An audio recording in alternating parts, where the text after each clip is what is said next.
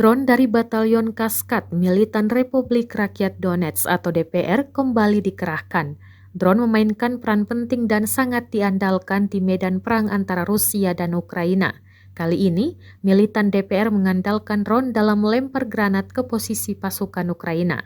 Rekaman penyerangan granat pada pasukan Zelensky ramai beredar di Telegram pada Jumat 11 November 2022.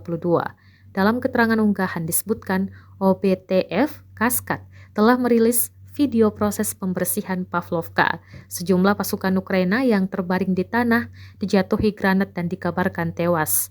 Moskow telah mencoba untuk menerobos pertahanan Kiev di sekitar kota Pavlovka, setidaknya selama 7 hari terakhir.